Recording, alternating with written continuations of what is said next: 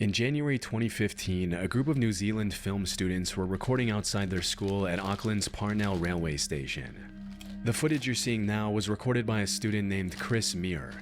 For a few minutes, Chris and his friends were messing around and having fun as they filmed. But that's when the group spotted a man and a woman wearing creepy white masks hiding in the tall grass next to the station and staring ominously at the camera.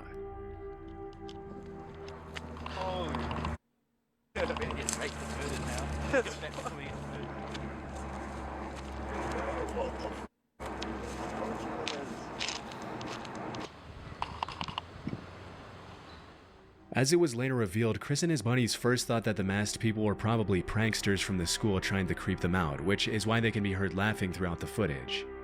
However, the students later confessed that it was more so nervous laughter and that they were actually pretty terrified during the encounter. Disturbingly, looking at the footage, they noticed that the couple appeared to be armed. In some of the clips, it looks like one of them is holding a pistol. Hell nah. Hell nah. Hell to the nah. Hell nah. They clutching? And they look like they barefoot too? Like the Flintstones? Out of here. Out of here. Dip it. Dog, it look like some purge type of vibe, dog.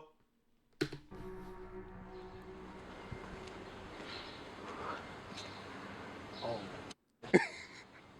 That ain't funny? Where's the other one? They hide their faces for a reason. Just in case you get away. I don't see him. As soon as the suspects got a little too close for comfort, the group ran back to the main road, after which they reportedly saw a police chopper approaching the area of the incident. It's not entirely clear who called the cops that day, but based on my research, this wasn't the first time the couple had harassed the public with their creepy masks and weapons. Earlier that week, they had terrorized a woman at Auckland's Domain Park, but left before the police were able to arrest them. I'm telling you how paranoid I am, y'all. One time I was in college, bro, and I was fishing at a creek while Mal was out there, you know, doing this thing with females and everything. I was playing Call of Duty. Sometimes I go fishing on the weekend by myself. I was single, you know. All I want to do is fish and drop nukes. I was fishing at this creek. I was catching brim, dog. You feel me? But you had to park the car and you had to walk probably like I say about for 20 minutes. And I was the only person to do this spot. True story, bro. A dude came, a random guy came, he had no fishing pole. He was white. He looked like a hillbilly. I'm gonna give you the best paint. Picture perfect. He looked like a hillbilly. He came right beside me. Now, it's a lot of space going on now. He came right beside me. And, dog, put his pistol out. Man, I can't make this up if I'm lying or dying. Put his pistol out. And while I'm reeling in a brim, he put his pistol out just like this. Like, look at my hand, just like this. He didn't look at me and nothing like that. He tried to strike a conversation. Y'all, I dropped the pole. I dropped everything. I ran immediately. I dipped my ass back home. Back to my apartment, bro. Immediately, bro. And guess what, bro? If I'm lying, I'm dying, bro. Guess what type? He had an old truck, and guess what type of flag he had? I would say it's in the back hanging. But, you know they have stickers and everything? He had an American flag. You know, he one of them rebel type of guys, bro. I ain't say Confederate. I said American. But he just had, you know what type of vibe I'm talking about. Why you come way out there, back there, bro? Bro, my nigga instinct, bro. I left the pole, y'all. No. Yeah. When the cops arrived at the train station, Chris and his friends gave them the report, after which the Auckland Police Department uploaded a Facebook post where they urged the suspects to come forward and warned civilians to stay far away from the masked couple if they saw them. Want to claim self-defense. They also cautioned that if they saw someone carrying what appeared to be a weapon, they had no way of knowing if the weapon was real or fake and would be forced to approach the situation as if it were real. Shortly after that, the suspects reportedly came forward to talk to the cops. Throughout the investigation, the authorities didn't release a whole lot of information to the public about who these people were, whether their weapons were real, or what their intentions were. But one thing we know for sure is that this wasn't just an innocent prank. In fact, when a lot of people online started accusing the students of staging a prank just to get attention, a spokesperson from the school came forward to clarify that the masked suspects had nothing to do with the institute. According to an article from Vice, a police spokesperson later confirmed that the weapons were fake. But I wasn't able to find any official confirmation of this, and to this day, not a lot of people know who the suspects were or why they were terrorizing the public for no reason. Whatever the case, it's a good thing Chris and his friends were able to get away before things took a turn for the worse.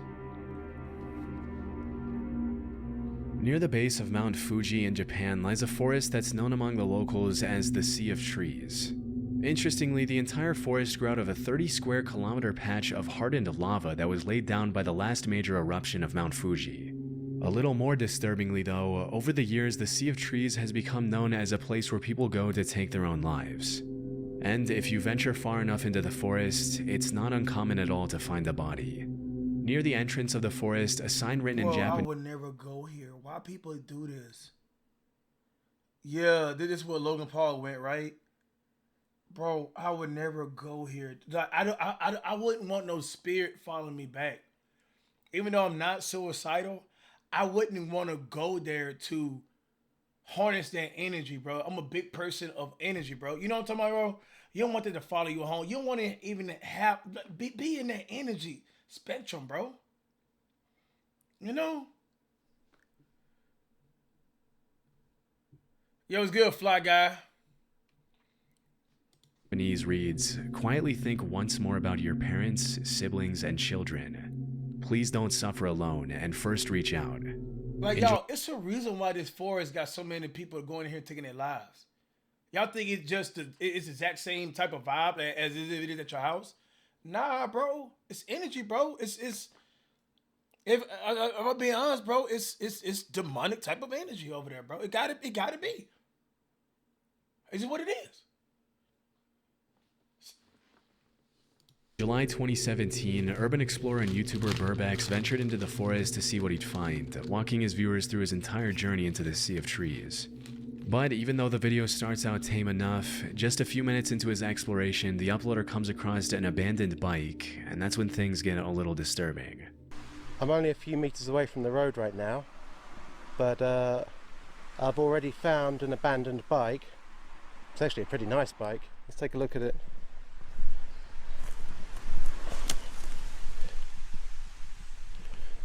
I don't think it's been here a long time. What do we got in here? And there's a packet for a knife. Wow. I think I've just found some kind of note in a bag.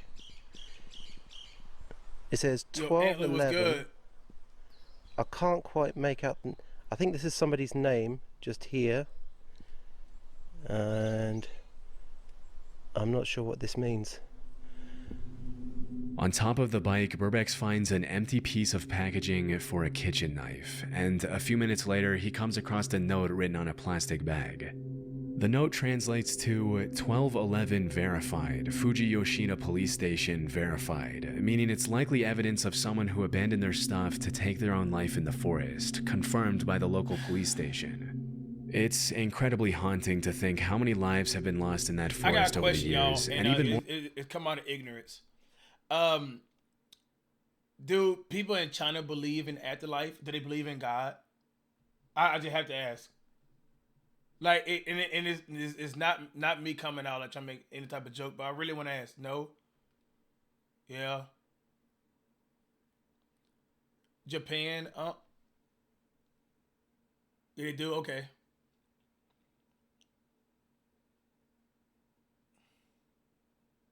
Yeah, like, if they're Christians, yeah, things in that nature.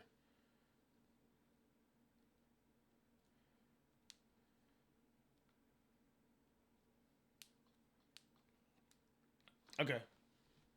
More disturbing to think that any random passerby could easily find the body. What?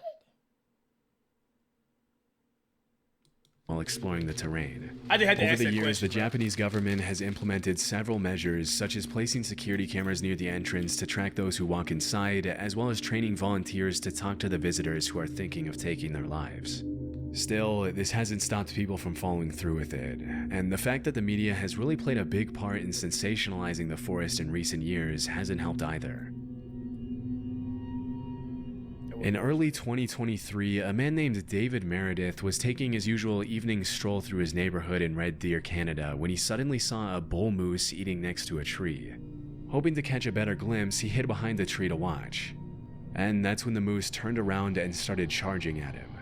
To understand how incredibly dangerous this is, keep in mind that an adult male moose can run faster than 35 miles per hour, which is almost twice as fast as the max speed for the average human man. Even though moose aren't generally aggressive, they can easily trample and kill a human if they feel threatened, which is probably what happened here. Fearing for his life, David hoisted himself up the tree next to him to avoid getting stabbed by the moose's antlers. He just ran me up a tree.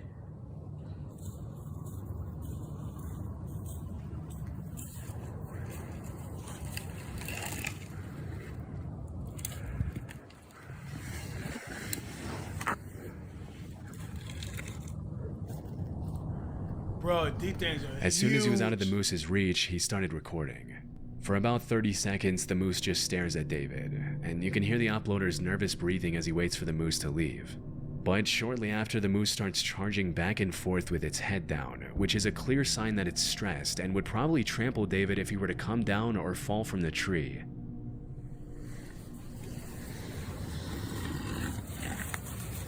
Oh, hell. Bro, my heart be racing. Oh, bro, I'd be so terrified, dog. Bro, dog, in every hunt video I ever did, y'all, I always have a strap on. I'm just letting y'all know Based right on what now, he bro. mentioned to Yeah, the I news said it. station that interviewed him a Just in couple of case. days later, David stayed in the tree for over 10 minutes waiting for the moose to leave him alone. When asked how he climbed up the tree, he demonstrated how he pulled himself up by a flimsy-looking branch, which is honestly one of the most concerning parts of this whole situation. That branch breaks, and David would have been at the mercy of a very angry moose and might not have lived to tell the tale. Luckily, after seeing that David wasn't coming down, the moose finally gave up and ran off, thanks to which the uploader was able to come down safely after waiting it out for around an extra half hour. But that moose would have demolished him, bro. In February 2018, a man named Greg Harris uploaded a GoPro video of himself riding his ATV on an unnamed trail.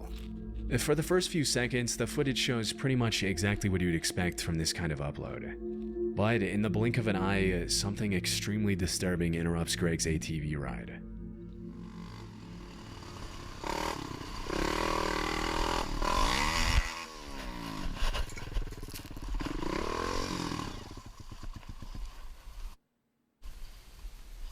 What happened? A wire?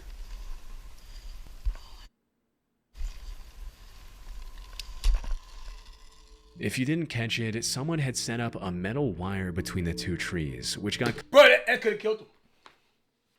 That literally could have decapitated him, chat. Easily, bro. caught in the uploader's helmet and forced him to stop. This is wicked. It's pretty disturbing to think that if Greg hadn't been so lucky, he could have been decapitated by the wire. Easily. Fortunately, as mentioned in the video description, his speed, along with the wire hitting his helmet instead of his neck, caused it to break as he passed through it.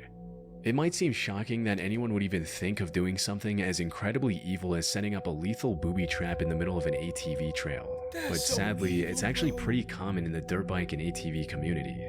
Sometimes these wires are set up by people trying to keep bikers off their property. Others are set up by psychos who get irritated by the noise and decide to use violence to fix the issue. Bro, that's evil. And the rest are set up by people who are just messed up in the head and want to bring harm to others for no reason. In this case, it's impossible to tell who was responsible for setting up the trap. This is just one of those videos where if the wire was set up just slightly lower, the accident could have easily been fatal. Luckily, he was able to walk away with minimal injuries, and he used his video as a way to warn others to watch out for these kinds of traps, especially when riding through trees. Back in the summer of 2014, a man named Chris was biking in the mountains near Fernie, British Columbia, when he suddenly noticed what appeared to be an animal approaching him in the tall grass. Immediately, he realized it was a mountain lion, and that's when he started recording. I don't know if you can see it, but there's a mountain lion. He's crouching in the grass. He's actually coming towards me. At first, it's kind of hard to see where exactly the animal is, but as Chris walks towards the trail, you can see it emerging from the grass coming closer. Chad, how do you get this thing off you? Let's talk about that. How you get this thing off you if it gets on you? That is a mountain lion. And he's Exactly. stalking me. You're not getting him off you. I don't care how strong you are. Even how though much mountain muscle you lion got. sightings are rare, they have been known to attack people in certain situations. And let's just say, if you see one stalking you in the tall grass, slowly approaching as it stares you down, you can be pretty certain that you're in danger. I'm shooting. I'm shooting. If I got my piece on me, I'm shooting. I'm not, bro. I'd rather go to jail for killing wildlife or whatever it is, for how much time in jail. I'm shooting. They have pressure points. Man, you think about... You think about it, bro, you really think that thing bite you, bro, this, every time this nigga swipe, he taking a patch off you. And keep it real. You think you about to sit right here and aim for his pressure point, bro? Your thumb gone by the time you reach over there, bro. This nigga like Wolverine in the grass, man. Bro. About 2 minutes into the footage, the lion starts walking a little faster, and Chris does the one thing you never do with a mountain lion by turning his back and starting to run. Put no pressure point, bro. I'm not playing with you, man.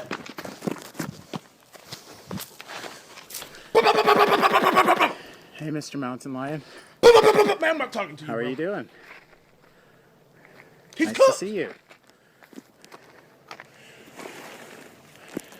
Nice to He's see cooked, you. and the video is never being uploaded. The game he gonna have to come catch me. He gotta find some type of way, bro. I'm shooting the pressure points.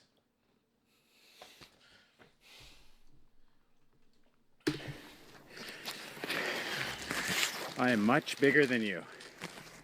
Bro, look at this thing. Bro, you're not Over the next surviving. couple of minutes, Chris tries to get the animal to go away, but it only walks around him and continues to stalk him, staring him down in the tall grass near the entrance to the woods. A couple of minutes later, the Bro, trying to uploader negotiate manages to with a take a mountain few lion. steps toward the main trail back to his car, but he doesn't get too far before the mountain lion cuts him off again. Stay back. Stay there.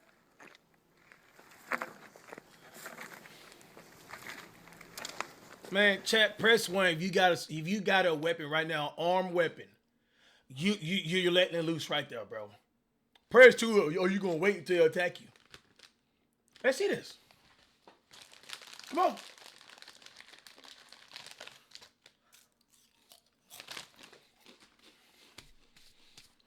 Thank goodness we got no 1. No 2s in here, bro.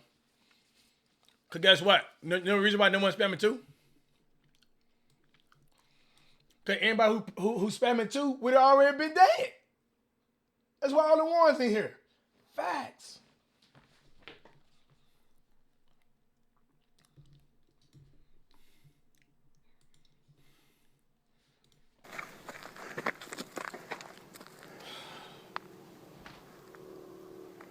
I'm not afraid of you. Fortunately, after a few moments of tension, the mountain lion turns around and disappears into the trees. Being in a position like that has to be downright terrifying, especially when you consider Facts, that the Blue. only reason the lion didn't attack was because it didn't want to. And had it felt more threatened, it easily could have done some serious damage. Serious. damage. Thankfully, it was just a close call and Chris was able to walk away from the terrifying encounter unharmed. Man, come on, run up on me.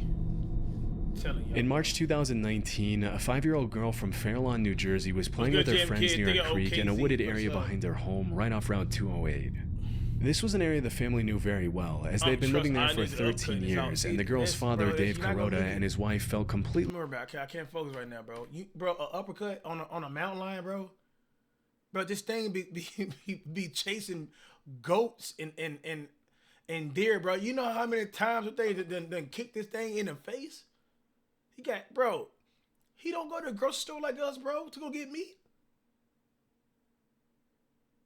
He stalk his prey and go out there and get it out the mud, out the muscle.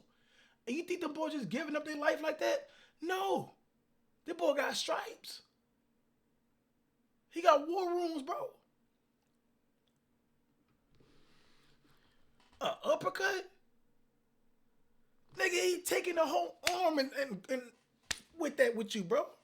In a wooded area behind their home, right off Route 208. This was an area the family knew very well, as they'd been living there for 13 years, and the girl's father, Dave Kuroda, and his wife felt completely safe letting their kid play in the woods behind their house. FRL donated But $2. You can't shoot the lion, it's illegal.